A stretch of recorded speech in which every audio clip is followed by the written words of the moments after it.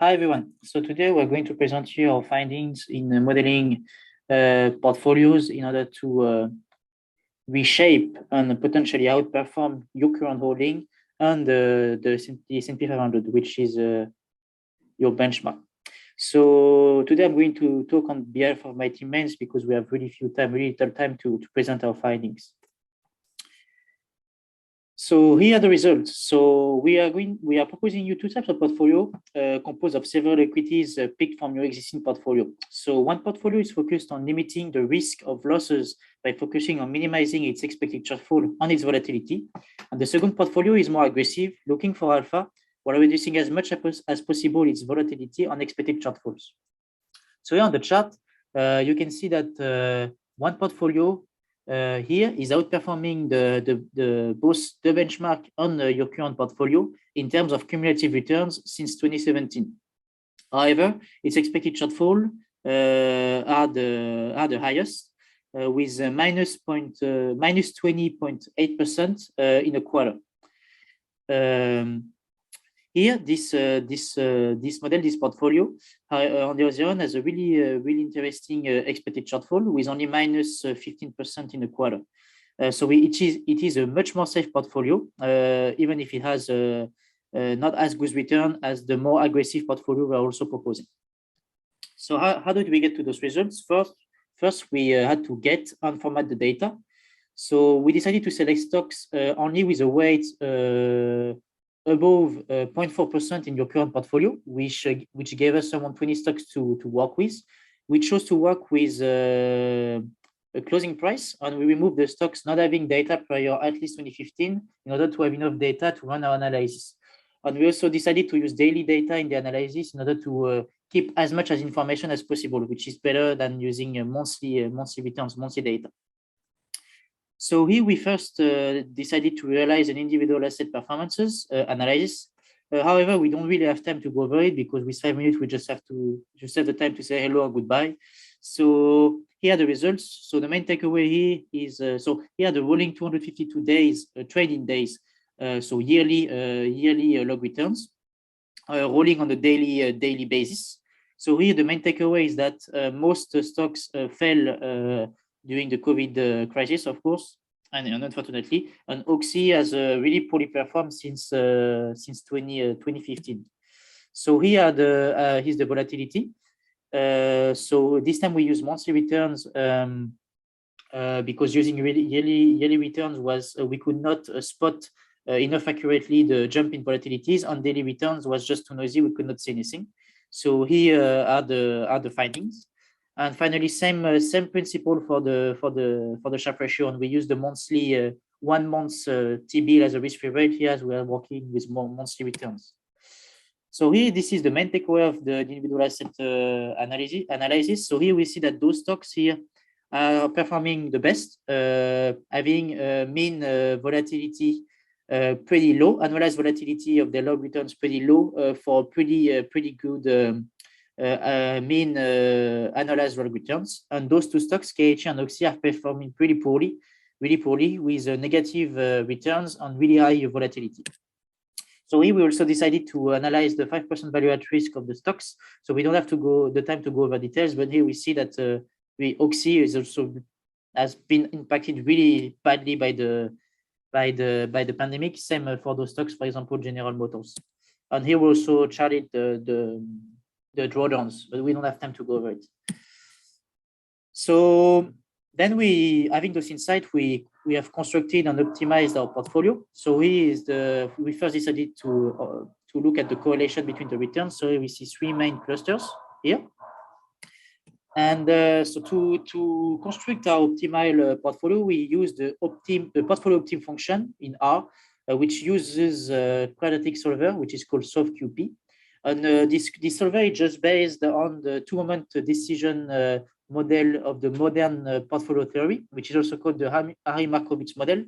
Harry Markowitz, which has been Nobel Prize in 1952 for its findings in the modern portfolio theory. So basically, the solver is going to solve this equation, which is for a given portfolio return, minimizing the volatility. So this method is used by risk-averse investors to construct diversified portfolios that maximize their returns without an acceptable level of risks regarding Investopedia. And we also see here, which is an extract from Yahoo Finance, that your investor profile is mostly risk-averse. So this kind of model and methods to build up the optimized portfolio fits best your investor profile. So here are the results, and we see that your current portfolio here has better expected returns than the tangency portfolio on the minimum variance portfolio. But however, the expected volatility is way higher, so 3 times the tangency portfolio and almost 4 times the minimum variance portfolio. So here are the weights for both portfolios, minimum variance and tangency. However, here we are using the sample covariance matrix, which is prone or which can lead to important estimation error. Why? Because we are using the old data to build up the matrix, and not using the in-sample covariance matrix to optimize the portfolio is supported by the researches of Ledoit and Wolf in 2003, which are saying that the central message of this paper is that nobody should be using the sample covariance matrix for the purpose of portfolio optimization, and therefore we decided to use other methods to estimate the covariance matrix. So here are the methods. We don't have time again to go into details, but if you want to see more, everything is on the slides and also in comments. So we use those 3 methods. So robust methods, shrinkage method, and a PCA method, principal covariance analysis. So here are the results with those methods. So we see that for the robust method, the results are roughly the same. Roughly the same. For the shrinkage method, here we see that the results are exactly the same, but it's not surprising because when the sample is large, the shrinkage method is going the reduction, the parameter reduction of the shrinkage method is going to converge to 0, which is going to lead to using the entire sample to build up the matrix, the covariant matrix. So that's why we have exactly the same returns and the same performances and same weights. Sorry. And when we use the PCA method, we see that the portfolio is a little bit more diversified. So those methods, again, are great, but however, there's a problem, which is the Lucas bias problem. Indeed, we are building the models and assessing their performance in all the sample data. So we are building the models and assessing the performance on the same data, which is to look ahead bias. So here the solution is to use out-sample testing by backtesting the models, and we're going to backtest them by rebalance them quarterly. So to do so, we'll use 2 years to train the models from 2015 to 2017, and we rebalance quarterly, which is the best compromise between keeping correct performances while minimizing the fees. And it's also the method you are currently using. And we also test the performance of adding a risk budget, which we call RB, for the expected shortfalls. So here are the results. Let me just remove this. Up.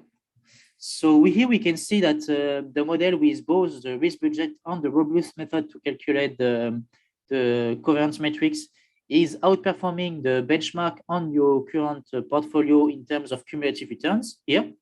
However, its volatility is not so great, but it has a better Sharpe ratio than your current portfolio. On the other hand, we see that the model only using the robust method to calculate the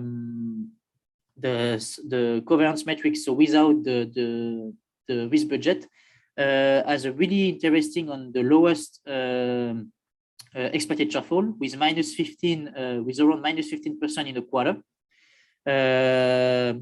which is also something really interesting.